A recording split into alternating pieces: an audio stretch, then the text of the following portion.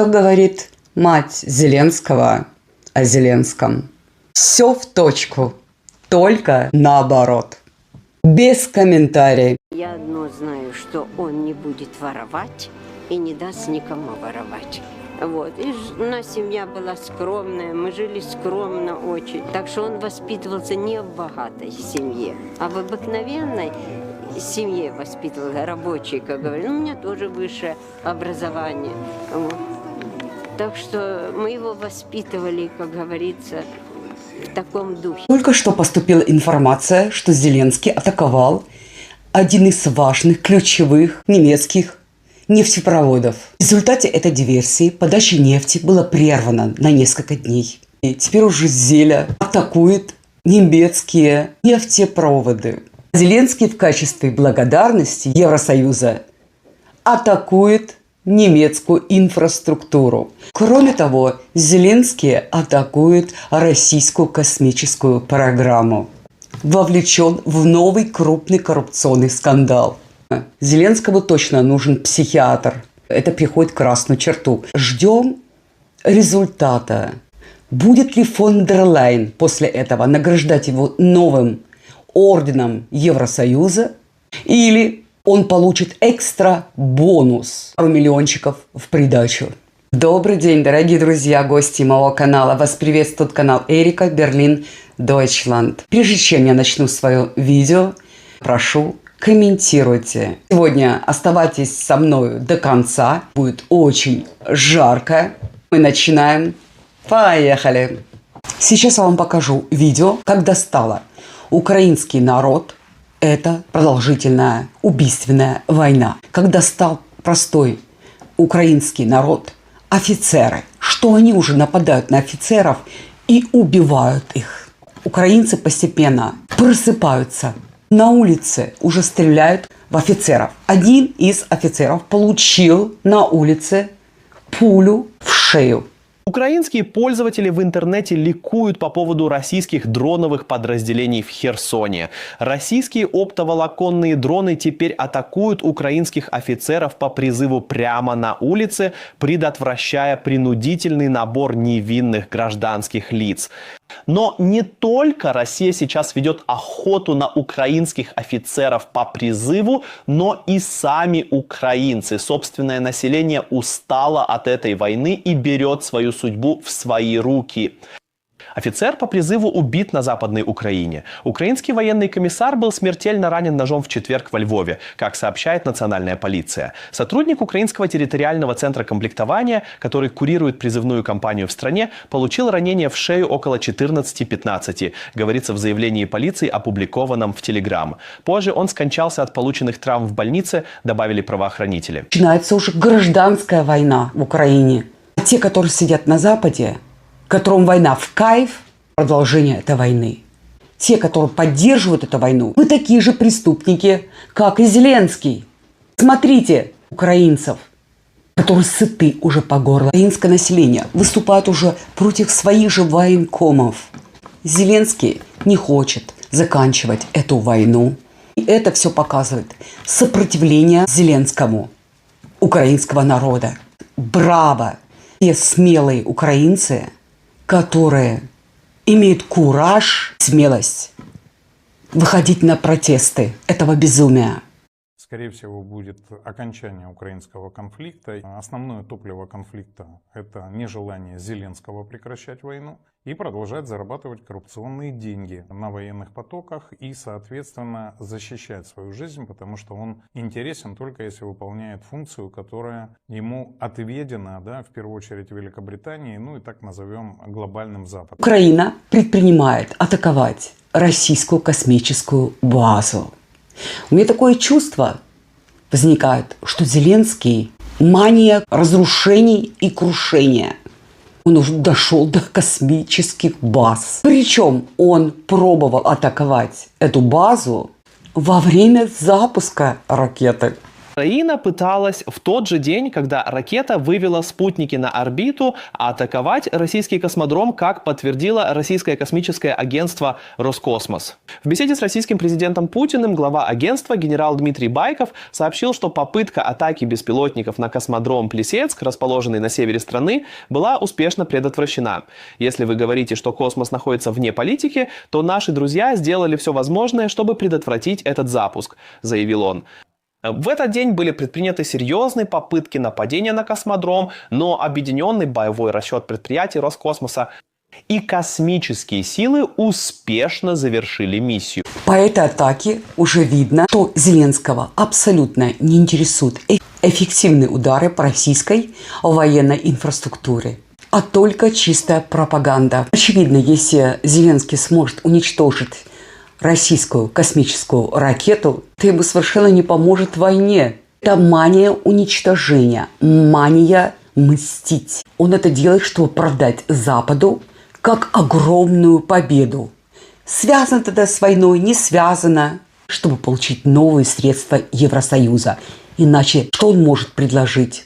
На фронте очень все печально. Эти средства Зеленскому очень крайне необходимо. Мы видим, что и сегодня, к сожалению, главари киевского режима не спешат решать этот конфликт мирными средствами.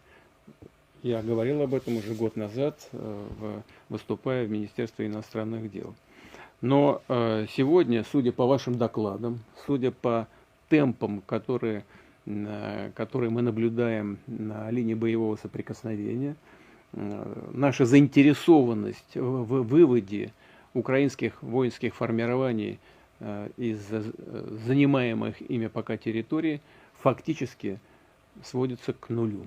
И если киевские власти не желают закончить дело миром, мы решим все стоящие перед нами задачи в ходе специальной военной операции вооруженным путем. Друзья, если сейчас провалятся те переговоры, которые называются мирным договором Трампа, следующие требования вам уже озвучил Лукашенко. Вам их подтвердил уже генерал-майор ВСУ Украины о том, что следующий шаг это будет Одесса и Николаев. То есть уже не будет обсуждения территориальная, нетерриториальная граница Херсонской и Запорожской областей, а будет претензия на Николаев и Одессу.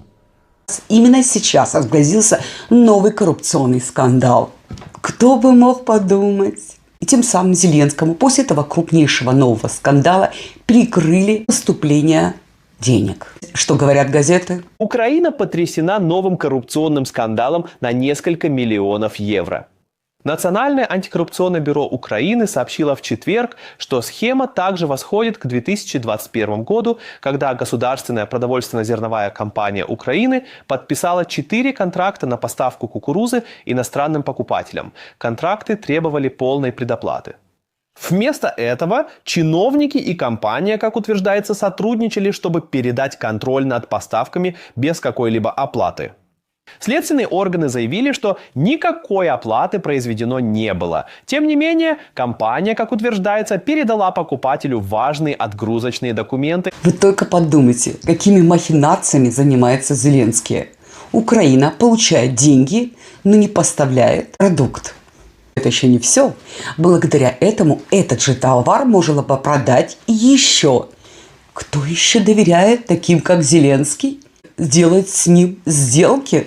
И эти средства оседали в ближайшем окружении Зеленского. Мои искренние поздравления. Я уже сбилась со счета, сколько коррупционных скандалов за последние 1,5-2 года мы узнали. А наша европейская шайка во главе с фон дер Лайен продолжает отправлять в Украину деньги. Наши политики уже сами совершают преступления, если продолжают отправлять деньги в Украину.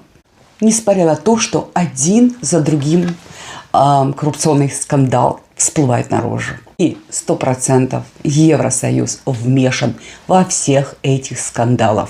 Иначе это можно назвать безумием. Взорвали один из крупнейших немецких нефтепроводов. жизненно важно, прежде всего, для южной части Германии. Эта политика написала: нападение на нефтепровод в Италии угрожает поставкам топлива по всей Южной Германии. Атака на нефтепровод в Северной Италии поставила под угрозу в конце марта снабжение Южной Германии бензином, дизелем и авиатопливом, как сообщают Business Insider и Welt am Sonntag. Поставки сырой нефти на нефтеперерабатывающий завод Миро, крупнейший в Германии, расположенный недалеко от Карлсруэ по трансальпийскому трубопроводу, были прерваны на несколько дней в результате инцидента. Согласно информации, опубликованной в газете Welt am Sonntag, сбой в работе трубопровода был вызван целенаправленной атакой на систему электроснабжения насосной станции, расположенной вблизи Терцо-дель-Томицо в итальянских Альпах. 2 человека, осведомленные о происходящем, подтверждают, что речь идет о саботаже. Немецкие власти были проинформированы итальянскими коллегами. Федеральное ведомство уголовной полиции находится в контакте с итальянскими властями по поводу инцидента, сообщил представитель МВД. Является ли это политически мотивированным нападением на критическую инфраструктуру, предмет текущего расследования итальянских властей. Что, простите, является это политическим нападением, еще предстоит проверить? Извините, но это уже может понять каждый 5-летний ребенок, что происходит. Только подумайте, Зеленский хочет лишить Европу жизненно важного обеспечения. Я не знаю, этот человек в лучшем случае заслуживает психушку, но это слишком легкое наказание для него. Северный поток был взорван, газопровод «Дружба» был взорван, а также газопровод «Турецкий поток» тоже пытались взорвать. Евросоюз поддерживает терроризм, но они требуют отказа от подачи нефти, газа и так далее и тому подобное. И делают сейчас ультиматум Мадьяру, новому руководителю Венгрии. Зеленский пытается атаковать всю европейскую инфраструктуру. Европу целенаправленно ввергают в энергетический кризис. Все это делает Зеленский, чтобы оказать еще большее давление на Россию. Преступными методом настоящего шантажа. Наши вышедшие из ума уделяют ему дальше бабло. Даже расследования всех стран уже доказывают, что за всем этим стоит Украина, Зеленский. И теперь саботаж на следующем трубопроводе, который из Италии доставляет нефть в Германию. Евросоюз не останавливает этого безумца. Как он сказал, если мы пойдем на дно, с нами пойдет на дно Европа. После того, как страны ЕС отказали помочь Дональду Трампу в Ормутском проливе, Дональд Трамп вчера снова пригрозил аннексировать Гренландию. И тогда норвежский премьер-министр попросил его успокоиться. Наверное, Дональду Трампу пора личный психолог. Хотя он называет всех абсолютно дураками, даже собственную жену.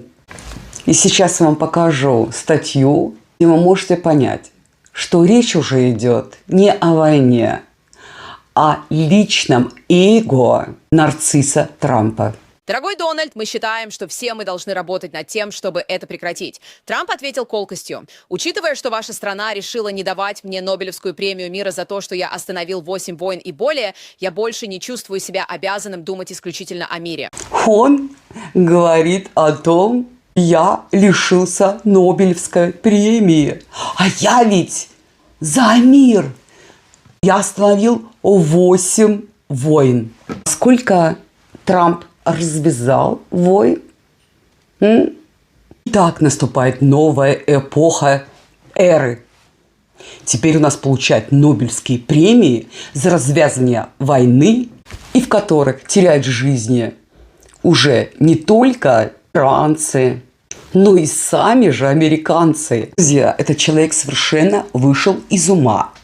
Только потому, что он не получил Нобелевскую премию, он говорит, я больше не желаю бороться за мир. У меня развязаны руки, буду делать, что хочу.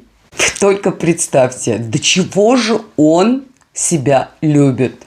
Настоящий нарцисс. Для него главная Нобелевская премия, чем убийство людей. Развязывая войну, он еще недоволен, что он не получает Нобелевскую премию. Не возьми, от Зеленского до фон дер Лайен, от Трампа до Нетаньяху. Все вышли из ума. Пишите в комментариях, что вы думаете об этом. Если для президента Америки награждение Нобелевской премии выше, чем мир, то он непригоден место президента. На сегодня все. Желаю вам прекрасного вечера. Не забывайте ставить лайк, подписывайтесь. До новых встреч. Мира нам всем и надежды. Пока.